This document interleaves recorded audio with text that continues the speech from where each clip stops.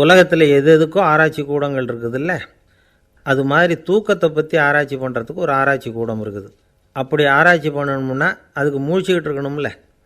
அதனால தான் அந்த ஆராய்ச்சி கூடம் இங்கே இல்லை. அமெரிக்காவில் பாஸ்டன் பல்கலைக்கழக மருத்துவமனையில் அது இருக்குது. அங்கே தூக்கத்தை பற்றி பலவிதமான ஆராய்ச்சிகள் பண்ணிகிட்டு இருக்கிறாங்க. அந்த ஆராய்ச்சி கூடத்தில் இயக்குனராக இருக்கிற ஒரு நிபுணர், அவர் என்ன சொல்கிறார் தெரியுமா? உங்களுக்கு தூக்கம் வரலையா, நீங்கள் நல்லா தூங்கிறதுக்கு தாராளமாக சில யோசனைகளை என்னால் சொல்ல முடியும் அப்படிங்கிறார். யோசனை தானே, காசா பணமாக கேட்டு வச்சுக்கலாமே. உணவு, மனநிலை, தூங்கும் இடத்தோட சூழ்நிலை, படுக்கைக்கு செல்கிறப்போ உள்ள பழக்க வழக்கங்கள், இது காரணமாக ஒருத்தருக்கு தூக்கம் வராமல் போகலாம். தூக்கம் வராததுக்கு இதுதான் காரணம்னா அதையெல்லாம் சுலபமாக கட்டுப்படுத்தலாங்கிறார் அவர்.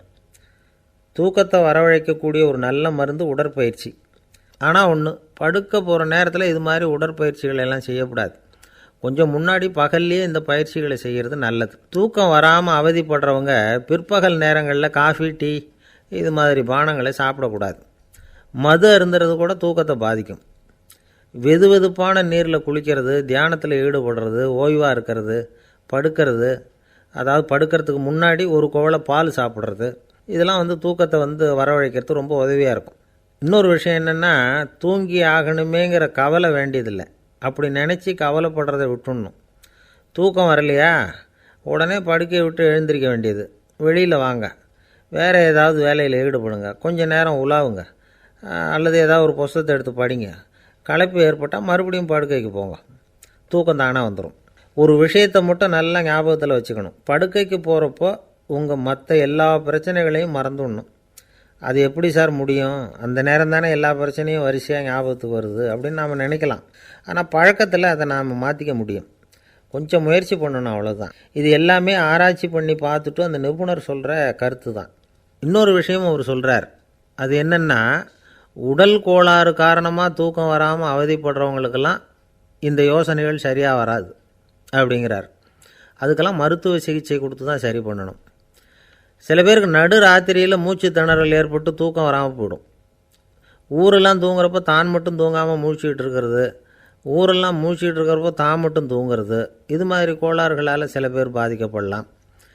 கால் தசை முறுக்கிக்கிறதுனால சில பேருக்கு அடிக்கடி விழிப்பு வரலாம். மன அழற்சி காரணமாக சில பேருக்கு தூக்கம் வராது. இது மாதிரி கோளாறுகளுக்கெல்லாம் அதுக்கு தகுந்த மாதிரி சிகிச்சை கொடுத்து தான் சரி பண்ண வேண்டியிருக்கும். எந்த கோளாறும் இல்லாமல் தூக்கம் வரலைன்னா ஆரம்பத்தில் சொன்ன முறைகளை கடைப்பிடிச்சி பார்க்கலாம். தூக்கம் வந்ததுன்னா யோசனை சொன்ன அந்த நிபுணருக்கு நன்றி சொல்லலாம். ஒருத்தர், ஏன் சார் பஸ்ஸில் தூங்குறது கெட்ட பழக்கமானு கேட்டார். இல்லையே, நான் கூட பஸ்ஸில் போகிறப்ப தூங்கிட்டு தானே போவேன் அப்படின்னார் இன்னொருத்தர். அப்புறம் ஏன் என்ன டிரைவர் வேலை வேணாம்னு வீட்டுக்கு அனுப்பி வச்சுட்டாங்க அப்படின்னாராம் அவர். ஒருத்தரை பார்த்து உன்னுடைய நண்பர்கள் யார் அப்படின்னு ஒரு கேள்வி கேட்டு பாருங்கள். கொஞ்சம் யோசித்து பதில் சொல்லுவாங்க. அவங்கக்கிட்டேயே உன்னுடைய எதிரிகள் யார் அப்படின்னு கேளுங்க, கடகடன்னு ஒப்பிச்சிருவாங்க. நம்ம மனசு இருக்க, அது எப்படின்னா, நம்ம நண்பர்களை விட எதிரிகளை அது நல்லா ஞாபகத்தில் வச்சுக்கும். இது ஒரு ஆச்சரியமான உண்மை. உங்களால் நண்பர்களை மறந்துட முடியும், ஆனால் எதிரிகளை மறந்துட முடியாது. இது ஒரு வேடிக்கையான நிலைமை தான். அழகான தருணங்களை நாம் ஏன் மறந்துடுறோம்? இது இயற்கை. ஏன்னா நம்ம மனசு மலர்களை கவனிக்கிறதில்ல, அதில் இருக்கிற முள்ளை தான் கவனிக்குது. தன்னை காயப்படுத்துகிற எதையும் அது உடனே கண்டுகொள்ளுது. ஒரு தெளிந்த சிந்தனை உடைய மனசு மிக அழகாக உள்ள எல்லாத்தையும் கவனிக்கும். அது நன்றியுடன் உணரக்கூடிய எல்லாத்தையும் பார்த்து குறிச்சிக்கும். இப்படிப்பட்டவங்க வாழ்க்கை இயல்பாகவே நல்லா அமையும். அது ரொம்ப அபூர்வம். மனசில் உள்ள ஒரு சிறிய அமைப்பை மாற்றுவதை பொறுத்து தான் இந்த விஷயம் அப்படிங்கிறார் ஓஷோ. ஒரு யூத கோவில் இருந்து தான், அது யூதர்களின் மடமாகவும் இருந்தது. அங்கே ஒரு தலைமை குரு, அவர் ரொம்ப கண்டிப்பானவர். அந்த கோவிலை ஒட்டி ஒரு தோட்டம். ஒரு நாள் காலையில் அந்த தோட்டத்தில் 2 இளம் யூதர்கள் நடந்து போய்கிட்டு இருக்கிறாங்க. காலையில் 1 மணி நேரம், மாலையில் 1 மணி நேரம் அவங்க அந்த தோட்டத்தில் நடக்கிறதுக்கு அனுமதி உண்டு. மற்ற நேரங்களில் அவங்க மத புத்தகங்களை படிக்கணும், பிற விதிமுறைகளை கடைபிடிக்கணும். அந்த 2 பேருமே தொடர்ந்து புகைப்பிடிக்கிற பழக்கம் உள்ளவங்க. ஆனால் கோவில் மடத்தில் இருக்கிறப்போ அவங்க புகைப்பிடிக்க முடியாது, அது கடுமையான குற்றம். சரி, நாம் தோட்டத்தில் இருக்கிறப்போவாவது புகைப்பிடிக்கலாமா அப்படின்னு ஒரு ஆசை அவங்க 2 பேருக்குமே. இருந்தாலும் பயம். இப்படி கேட்டால் மதகுரு என்ன சொல்லுவாரோ அல்லது என்ன செய்வாரோங்கிற பயம். இப்படியே கொஞ்ச நாள் ஆச்சு. ஒரு நாள் இந்த 2 பேரில் ஒருத்தன் ரொம்ப கலங்கி போய் அந்த கோவிலிருந்து வெளியில் வந்துக்கிட்டு இருந்தான். வந்தவன் நேராக தோட்டத்து பக்கம் போனான். அங்கே இன்னொருத்தன் ஆனந்தமாக புகை பிடிச்சிக்கிட்டு இருக்கிறான். அதை பார்த்து தான் இவனுக்கு அதிர்ச்சி. அட கடவுளே, என்ன இது, நீ கேட்காமலே ஆரம்பிச்சிட்டியா அப்படின்னா. இல்லை நான் கேட்டுவிட்டு தான் ஆரம்பிச்சிருக்கேன்னா அவன். அப்படியா, என்ன மனுஷன் இவர், நானும் தான் கேட்டேன், என்னை கண்ணாமுன்னான்னு திட்டிவிட்டார். இது என்ன கோவிலா இல்லை நரகமா? உனக்கு புகை பிடிக்கணும்னு ஆசையாக இருந்தால் நரகத்துக்கு போகணும்னு சொல்லிவிட்டார். அது சரி, உன்னை மட்டும் எப்படி அனுமதிச்சார் அப்படின்னு கேட்டான் இவன். அவன் சிரிச்சுக்கிட்டே, நீ எப்படி கேட்ட சொல்லு அப்படின்னா. நாம் இந்த தோட்டத்துக்கு வர அனுமதிக்கப்பட்டிருக்கிறதே ஜபத்துக்காகத்தானே, அதனால் நான் ஜபம் சொல்லும் பொழுது புகை பிடிக்கலாமா அப்படின்னு கேட்டேன். அதுக்கு தான் அவர் சத்தம் போட்டு என்னை அடிக்கவே வந்துட்டார் அப்படின்னா இவன். நீ ஒரு மாதிரியாக கேட்டிருக்க, நான் வேறு மாதிரியாக கேட்டிருக்கிறேன். ஜபம் சொல்லும்போது புகை பிடிக்கலாமான்னு நீ கேட்டிருக்க. ஐயா, புகை பிடிக்கும் பொழுது ஜபிக்கலாமா அப்படின்னு நான் கேட்டேன். அதில் தப்பு ஒன்றும் இல்லை அப்படின்னு பதில் சொல்லிட்டார் அப்படின்னா. ஒரு சிறிய மாற்றம்தான் அது மிகப்பெரிய மாறுதலை ஏற்படுத்தி விட்டது. மனசு நல்ல விதமாக சிந்திக்க ஆரம்பிச்சுட்டுதுன்னா மகிழ்ச்சிக்கு பஞ்சம் இல்லை. ஒரு கஞ்சன் ஆற்றுல விழுந்துட்டான். வெள்ளத்தில் தத்தளிச்சிக்கிட்டு இருக்கிறான். கரையில் நின்ன ஒருத்தர், உன் கையை கொண்டா இப்படி பிடிச்சி இழுத்து கரையில் சேர்த்து விட்றேன்னார். எதையும் கொடுத்து பழக்கம் இல்லாத அவன் கையையும் கொடுக்க மாட்டேன்னுட்டான். இவர் பார்த்தார். உன் கையை கொடுன்னு சொல்கிறதுக்கு பதிலாக நான் என் கையை கொடுக்குறேன் பிடிச்சிக்கோ அப்படின்னார். அவன் கப்புன்னு பிடிச்சிக்கிட்டான், இழுத்து கரையில் போட்டார். ஒரு குழந்தை பிறந்து 6 மாதத்தில் தான் சிரிக்க 6 வாரத்தில் சிரிக்க ஆரம்பிக்கிறோம். நாமெல்லாம் பிறந்து 6ஆவது வாரத்தில் சிரிக்க ஆரம்பிக்கிறோம். அது அந்த சிரிப்புங்கிறது நமக்கு இயற்கை கொடுத்துருக்கிற ஒரு இயல்பு தன்மை. சிரிப்பு ஒரு நாளைக்கு ஒரு குழந்தை 200 தடவை சிரிக்குதான். இது புள்ளி விவரம். ஒரு குழந்தை, நாமெல்லாம் 25 தடவை சிரிக்கிறோமா. அதுதான் இந்த ஹார்ட் அட்டாக் வர்றதுக்கு காரணமா டாக்டருக்கு ஒத்துக்குவாருன்னு நினைக்கிறேன். இந்த மன இறுக்கம்தான் இதய நோயை உண்டு பண்ணுது. 200 தடவை சிரிச்சுக்கிட்டு இருக்கிற குழந்தை படிப்படியாக 25 தடவைக்கு வந்துட்டோம். 15 தடவை 25 தடவை. நாமெல்லாம் அப்படி குறையப்படாது. சிரிப்புக்கு இந்த ஜோக்கே தேவைப்படாது. இயல்பு தன்மை அது. அதாவது காலங்காலமாக சிரிக்கிறது ஒரு பாவமான செயல்னு நாம் போதிக்கப்பட்டு வந்திருக்கிறோம்.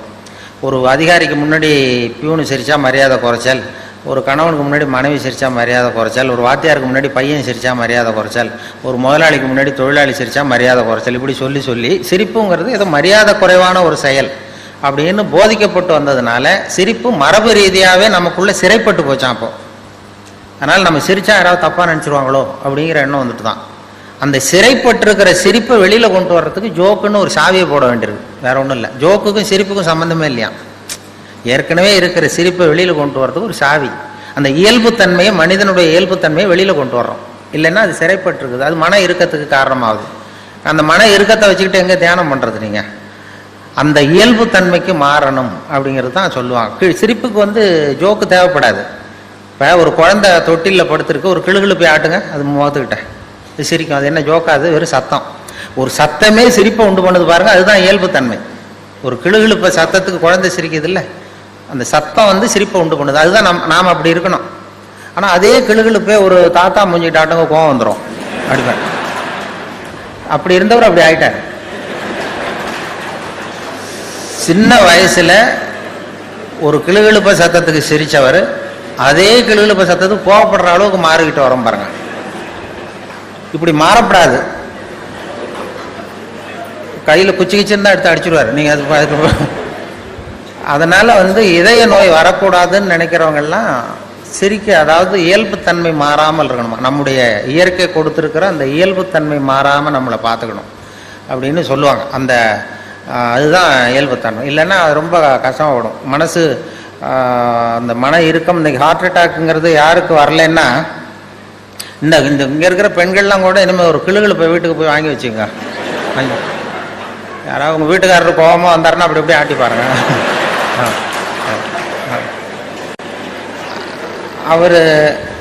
அவர் சிரிச்சுட்டாருன்னு வைங்க, கவலையே பட வேண்டாம். அவர் ஏதாவது கோவப்பட்டாருன்னா உடனே இசிஜி எடுத்து பார்க்கணும், பார்த்து சரியா இருக்கா. அதுதான் இப்போ மருத்துவம் சொல்லுகிற உண்மை. இதய நோய் வராத இருக்கிறவங்க யாருன்னா பைத்தியக்காரங்களுக்கு இது வரைக்கும் ஹார்ட் அட்டாக்கே வந்தது இல்லையா? டாக்டர்கள் தான் சொல்கிறாங்க, பைத்தியக்காரனுக்கு ஹார்ட் அட்டாக் இது வரைக்கும் வந்ததே இல்லை. அந்த பைத்தியத்தன்மை நமக்கு வேணுமா? ஏன் அவனுக்கு வர்றது இல்லைன்னா, நான் இப்போ இந்த நாட்டுக்கு பிரதம மந்திரி ஆகணும்னு நினைக்கிறேன்னு வைங்களேன், உடனே என் இருதயம் வேகமாக வேலை செய்ய ஆரம்பிச்சிருது. எப்படி எந்த கட்சியில் சேர்றது, எங்கே போய் நிற்கிறது, யாரை போய் பிடிக்கிறது, எப்படி பணம் செலவு பண்ணுறது, எப்படி டெல்லிக்கு போகிறது, எப்படி பிரதம மந்திரி ஆகிறதுன்னு என் இருதயம் வேகமாக துடிக்க ஆரம்பிச்சிருது. அந்த ஒரு துடிப்புக்கும் இன்னொரு துடிப்புக்கும் நடுவில் இருக்கிற ஓய்வை நான் குறைச்சிட்றேன். நான் பிரதம மந்திரி ஆகணும்னா இவ்வளவு அவஸ்தைப்பட வேண்டியிருக்கு. ஒரு பைத்தியக்காரன் பிரதம மந்திரி ஆகணும்னா அவன் ஆனதாவே நினைச்சிட்றான். போய் கேட்டீங்கன்னா நான் தான் பிரதம மந்திரி அப்படிமா, அவன் எலெக்ஷன்ல நிற்க வேண்டியதில்லை, ஒன்றும் பண்ண வேண்டியதில்லை. அந்த மனோபாவம் நமக்கு வேணுமா? அதனால தான் அவங்களுக்கு ஹார்ட் அட்டாக் வர்றதில்லை.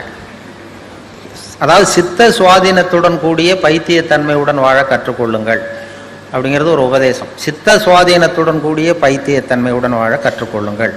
அது என்ன சித்த சுவாதீனத்துடன் கூடிய பைத்தியத்தன்மைன்னா, நாம் சித்த சுவாதீனத்தோடு இருக்கணும், மனசு விழிப்போடு இருக்கணும். இன்னொருத்தவங்க ஏதாவது பைத்தியகார்த்தனமாக சொன்னால் ஒத்துக்கணும். இப்போ உங்கள் குடும்பத்திலே கேட்குறீங்க, கணவன் மனைவி உள்ள ஒரு தகராறு, 8ஐயும் 3ஐயும் பெருக்குனா என்னன்னு கேட்குறீங்க, அவர் 23ன்னு சொல்லிடுறாருன்னு வைங்க, உடனே சண்டைக்கு போகக்கூடாது. 8 3 பெருக்குனா 24க்கு பதிலாக 23ன்னு சொல்கிறாரு, சண்டைக்கு போகக்கூடாது. சரி பரவாயில்ல, எங்கள் வாத்தியார் இப்படி சொல்லி கொடுத்தாரு, உங்கள் வாத்தியார் சொல்லி கொடுத்துருக்காரு, அது வாய்ப்பாட்டிலையும் எத்தனையோ எடிஷன் இருக்கு இல்லையா? அதுதான் சித்த சுவாதீனத்துடன் கூடிய பைத்தியத்தன்மை. நமக்கு எது உண்மைங்கிறது தெரியுது, இருந்தாலும் ஒரு பைத்தியத்தன்மையோடு வாழறோம் பாருங்க. அந்த பைத்தியத்தன்மைங்கிறது இன்றைய மனுஷனுக்கு தேவை. அது ஒருத்தன் பைத்தியகார ஆஸ்பத்திரியில் 10 வருஷம் இருந்தானா, அவன் உடம்பு குணமாயிட்டது டாக்டர், என்னை வீட்டுக்கு அனுப்புங்கன்னு டாக்டர் கேட்டிருக்கான். டாக்டர் சொல்லியிருக்காரு, 10 வருஷம் இருந்துட்டேன், இன்னொரு 10 நாள் இரு, உன்னை சோதனை பண்ணி அனுப்பிச்சுட்றேன் வெளியில் அப்படின்ட்டுருக்காரு. 10 நாள் டெஸ்ட் பண்ணி பார்த்தாரு, எல்லாம் நல்லா குணமாயிட்டான். உடனே அவர் சொன்னார், நீ சொன்னது சரிதான்ப்பா, வீட்டுக்கு போகலான்னு அனுப்பிச்சிட்டார்.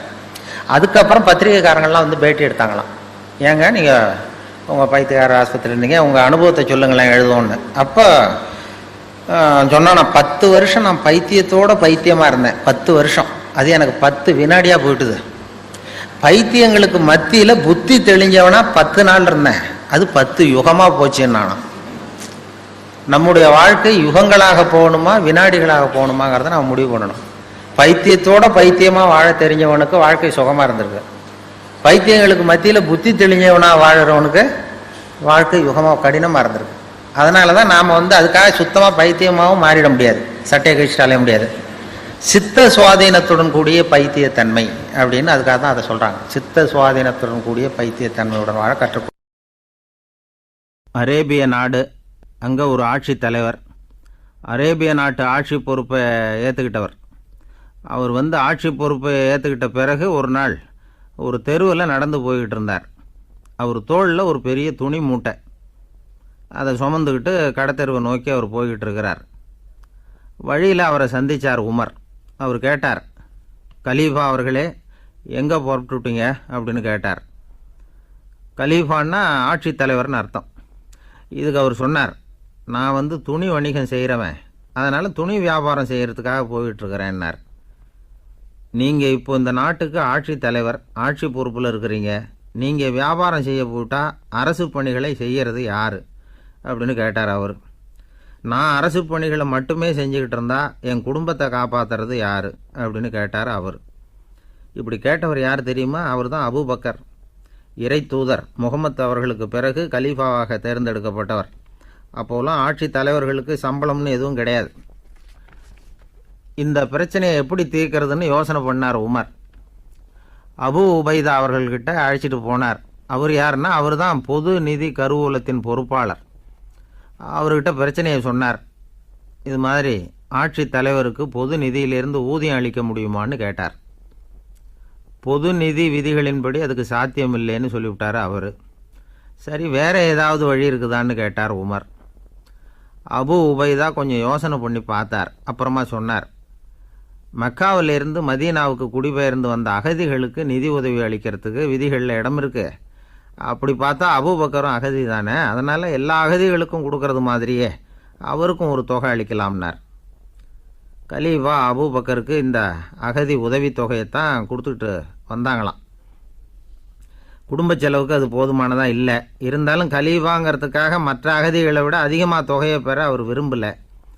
மார்பு பக்கம் கிழிஞ்சிருந்த ஒரு மேலாடையை தான் அவர் அணிஞ்சிருந்தார். அவருடைய துணைவியார் அஸ்மா அவங்க ஒரு நாள் தேன் அருந்த ஆசையாக இருக்குன்னாங்களாம். நமக்கு கிடைக்கிற ஊதியம் குடும்ப செலவுக்கே போதுமானதா இல்லையே, இந்த நிலையில் தேன் வாங்கிறதுக்கு காசுக்கு நான் எங்கே போவேன்ருக்கார் அவர். கொஞ்ச நாள் கழித்து அவங்க ஒரு தொகையை அவர்கிட்ட கொடுத்து தேன் வாங்கிட்டு வர சொன்னாங்களாம். இவருக்கு ஆச்சரியம், ஏது இந்த பணம்னு கேட்டிருக்காரு. நீங்கள் தினமும் குடும்ப செலவுக்காக கொடுத்துக்கிட்டு வந்த பணத்தில் கொஞ்சம் கொஞ்சமாக மிச்சப்படுத்தி வச்சேன்னாங்களாம். அபூபக்கர் அந்த பணத்தை எடுத்துக்கிட்டு நேராக பொது நிதி கருவூல பொறுப்பாளர்கிட்ட போனார்.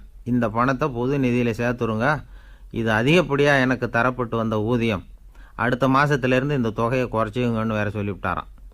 பசியை தணிக்க தேவையான அளவு உணவு, ஒரு ஜோடி உடை, இதை தவிர கூடுதலாக மக்கள் பொது நிதியிலிருந்து வாங்கிக்கிறதுக்கு என் குடும்பத்தாருக்கு உரிமை இல்லை அப்படின்னு சொல்லி கண்டிப்பாக சொல்லிவிட்டாராம். அவர் வாங்கிட்டு வந்த இந்த குறைந்த ஊதியம் கூட அவர் மனசை உறுத்திக்கிட்டே இருந்தது.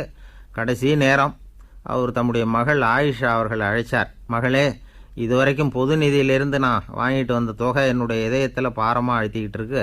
என் தோட்டத்தை விற்று அதில் வர்ற பணத்திலேருந்து நான் இதுவரைக்கும் வாங்கிட்டு வந்த ஊதிய தொகையை கணக்கு போட்டு பொது நிதியில் சேர்த்து விடு அப்படின்னாராம்.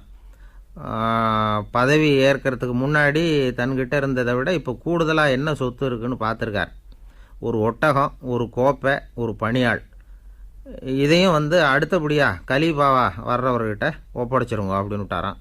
அதே மாதிரி அடுத்து வந்த உமர்கிட்ட ஒப்படைச்சாங்க. அப்போ உமர் சொன்னாராம், அபூபக்கரே, இந்த முன்மாதிரியால் உங்களுக்கு பிறகு இந்த ஆட்சி பொறுப்பை ஏற்கிறவர்களை பெரும் நெருக்கடிக்கு ஆளாகி விட்டீங்க அப்படின்னு சொல்லி ரொம்ப கண் கலங்கினாராம். கடைசியாக அபூபக்கர் தன்னுடைய குடும்பத்தாருக்கு விட்டு சென்ற சொத்து ஒரு படுக்கை விரிப்பு, ஒரு போர்வை, அவ்வளவுதான். இது சிந்திக்க வேண்டிய ஒரு செய்தி. ஒரு ஊரில் ஒரு மன்னர் இருந்தாராம். அமைச்சர் அவர்கிட்ட சொன்னாராம், மன்னா, நம்ம ராஜ்யத்தில் இனிமே லஞ்ச ஊழலே இருக்காதுன்னாராம்.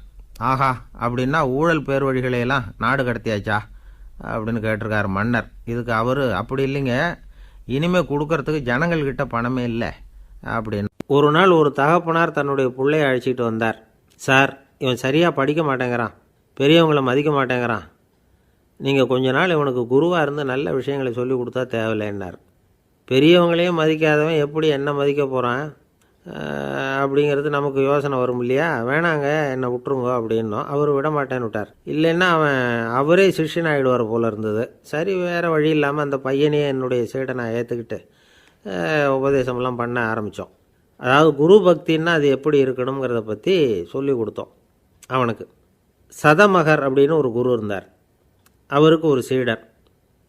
அவன் பேர் துளசி சைதன்யன், நைஷ்டிக பிரம்மச்சாரி. தன்னுடைய குருவுக்கு எந்த நேரத்தில் எது தேவைங்கிறத புரிஞ்சுக்கிட்டு சேவை செய்கிறவன்.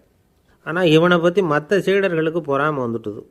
இவன் மட்டும் இப்படி இருக்கானேன்னு உடனே குருக்கிட்ட போய் கோல் மூட்டினாங்க.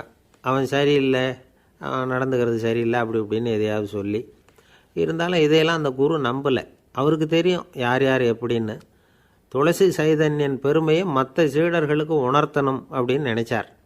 அதுக்கு ஒரு வழி பண்ணார். ஒரு நாள் சீடர்களை எல்லாம் கூப்பிட்டுக்கிட்டு ஒரு காட்டு வழியாக போய்கிட்டு இருந்தார். அங்கே ஒரு பெரிய மலை அருவி கொட்டிக்கிட்டு இருந்தது. குரு சீடர்கள் பக்கம் திரும்பினார். இந்த மலையின் மேலே இருந்து அந்த படுபாதாளத்தில் குதிக்கிறதுக்கு உங்களில் யார் தயார் அப்படின்னு கேட்டார். ஒரு சீடனும் ஆய திறக்கலை, ஒதுங்கி நின்றுக்கிட்டாங்க. பின்னாடி மூட்டை முடிச்சோடு வந்துக்கிட்டு இருந்தான் துளசி சைதன்யன். அவனை பார்த்தார். தபாரப்பா, நீ மேலே இருந்து அந்த அருவியில் குதி அப்படின்னார். அப்படியே செய்கிறேன் சுவாமின்னா ஓடி போய் பொத்துன்னு குதிச்சுட்டான்.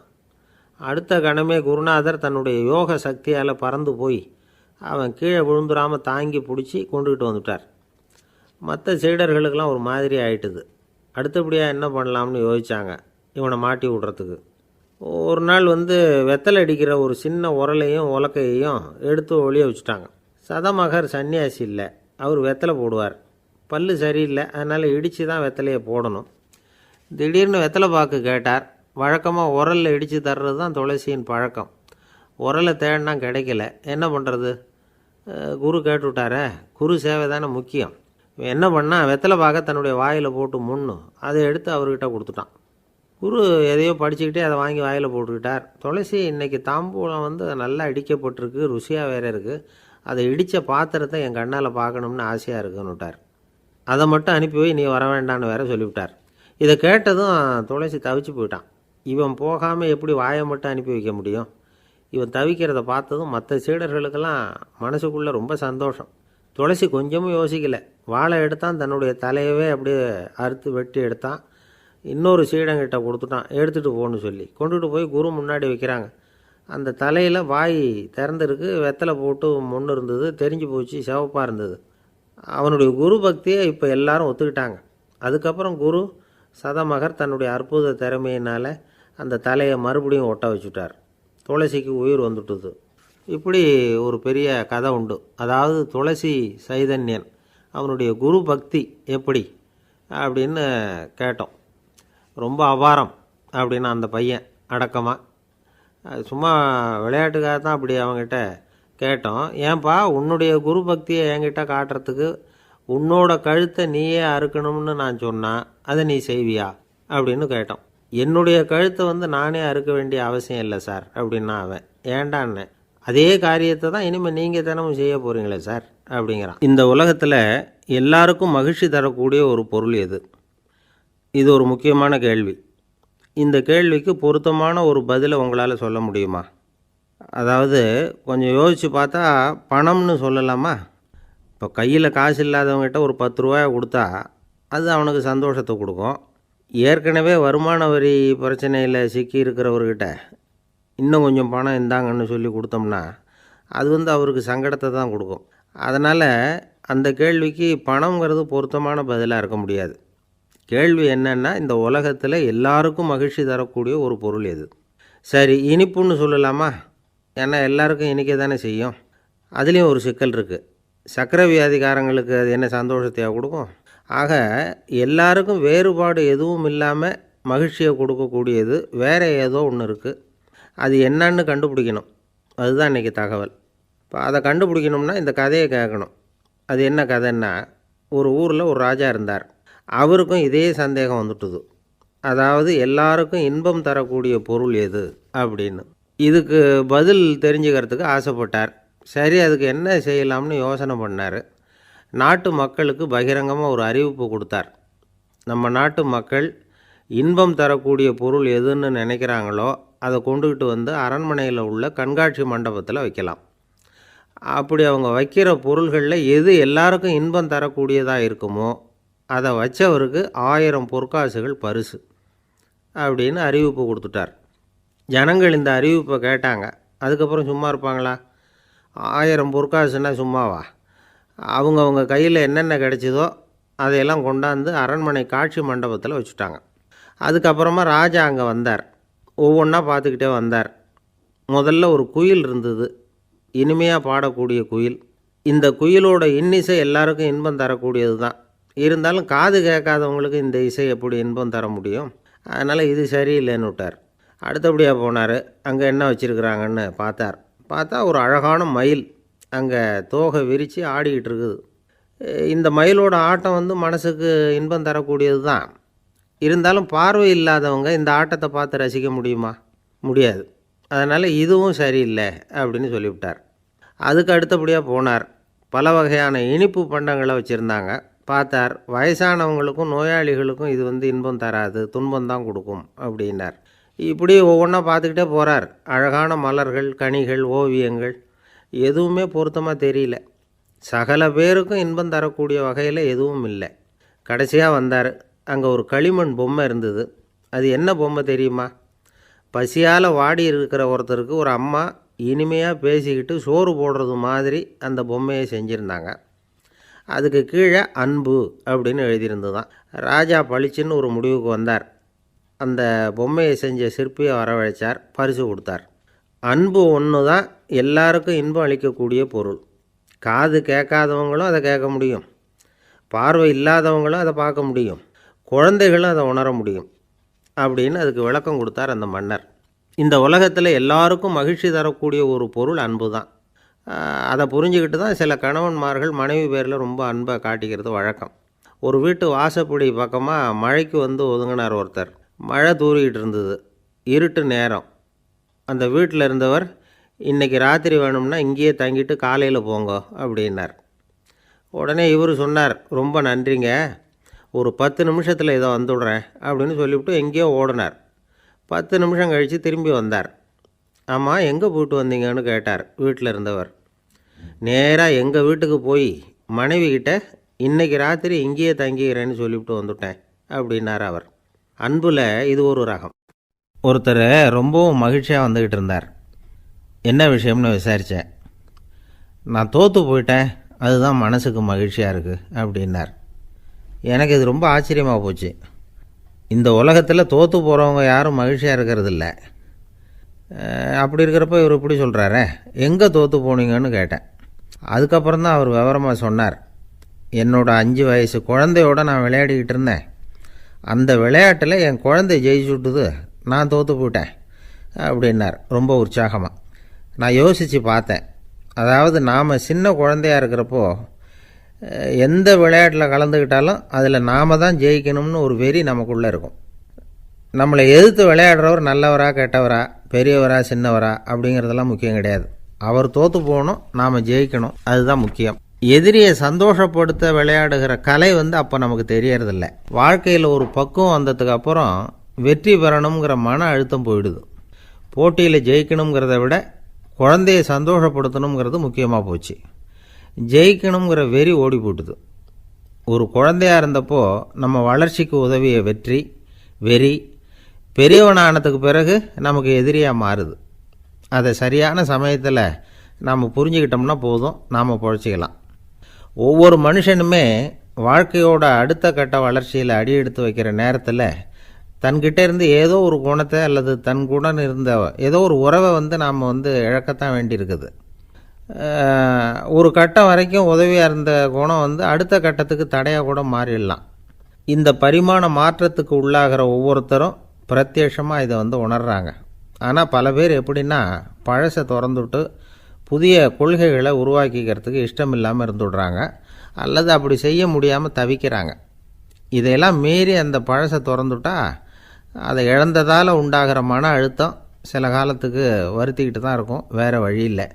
ஆரோக்கியமான ஒரு முன்னேற்றத்துக்காக அந்த மன அழுத்தத்தை தாங்கிக்கத்தான் வேணும் அப்படிங்கிறாரு அந்த உலக புகழ்பெற்ற மேதை ஒருத்தர், இந்த ஸ்காட் பெக் அப்படிங்கிறவர்.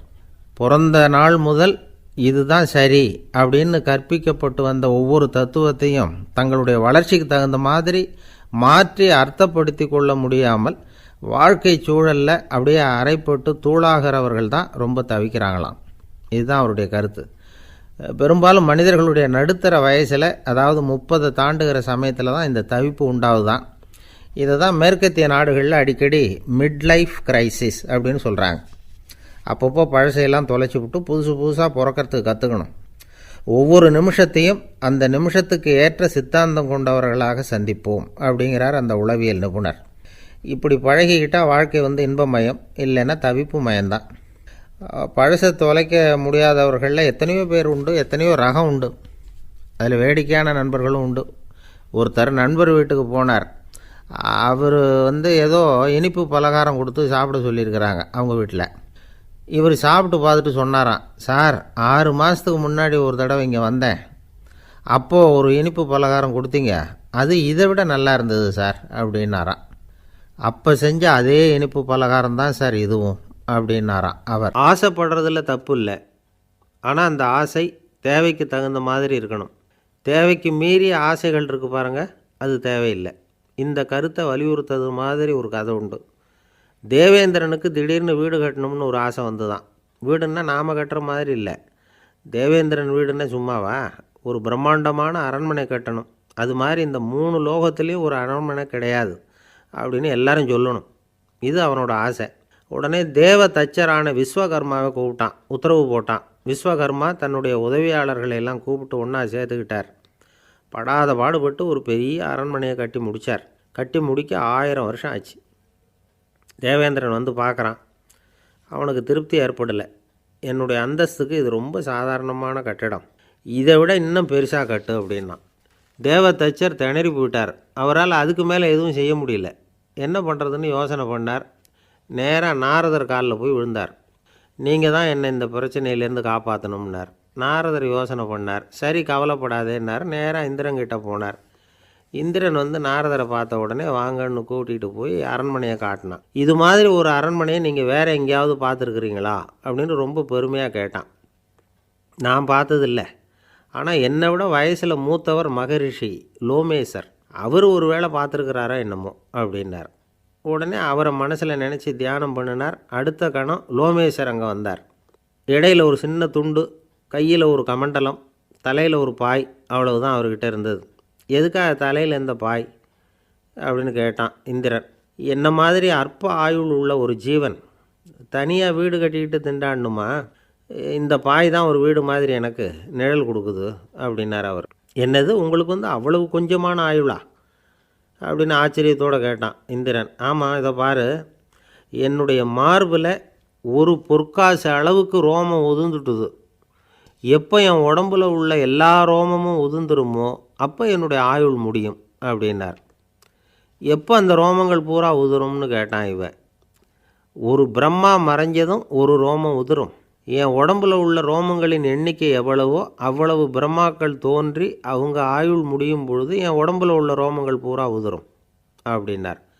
அப்படின்னா ஒரு பிரம்மாவோட ஆயுள் எவ்வளவு காலம்னு கேட்டான். ஒரு பிரம்மாவுக்கு 100 தேவ வருஷம். ஒவ்வொரு தேவ வருஷத்துக்கும் 365 தேவ நாள். ஒவ்வொரு தேவ நாள்லேயும் ஒன்றை மாதிரி 14 இந்திரர்கள் தோன்றி மறைகிறாங்க அப்படின்னு மகரிஷி லோமேசர் சொல்கிறார். இதை கேட்டதும் இந்திரன் ஆடி போயிட்டான். அவ்வளவு ஆயுள் உள்ள இவரே அற்ப ஆயுள்னு சொல்கிறார். நான் என்னுடைய ஆயுளை பெருசாக நினச்சிக்கிட்டு பிரம்மாண்டமான அரண்மனை கட்டணும்னு ஆசைப்படுறேனே அப்படின்னு நினச்சான். எனக்கு வீடு கட்டின வரைக்கும் போதும்னு விட்டான். அதனால் நாமெல்லாம் நம்முடைய தேவைக்கு தகுந்த மாதிரி ஆசைப்படுறது தான் நியாயம். ஆனால் அப்படியே நடந்துக்கிறோம். மனுஷன் வந்து கடவுளையே ஏமாற்றி காசு வாங்கிறதுக்குள்ள ஆசைப்படுறான். ஒருத்தன் கடவுளை நினச்சி தவம் இருந்தான். கடவுள் நேரில் வந்தார். தேவலோகத்தில் ரூபாய்க்கெல்லாம் என்ன மதிப்புன்னு கேட்டான். அங்கெல்லாம் ரூபாய்ங்கிறது உங்கள் பணத்தில் 1 கோடி ரூபாய்க்கு சமம். அதாவது தேவலோகத்தில் 1 ரூபான்னா இங்கே 1 கோடி ரூபா. அது மாதிரி எங்களுக்கு ஒரு நாளுங்கிறது உங்கள் கணக்கில் 1 கோடி வருஷத்துக்கு சமம் அப்படின்னார் கடவுள். அப்படின்னா எனக்கு நீங்கள் அதிகமாக எதுவும் தர வேணாம், உங்கள் கணக்குப்படி ஒரே 1 ரூபா கொடுங்க, அது போதும்னா இவன் ரொம்ப சாமர்த்தியமாக. கடவுள் யோசனை பண்ணார். அது ஒன்றும் கஷ்டம் இல்லை, 1 ரூபா தானே கேட்குற, கொடுத்துட்றேன். ஆனால் இப்போ வரும்பொழுது நான் எடுத்துக்கிட்டு வரல, எங்கள் கணக்குப்படியே 1 நாள் பொறுத்துக்க பணத்தோடு வந்துடுறேன் அப்படின்னு சொல்லிவிட்டு பறந்து போயிட்டார்.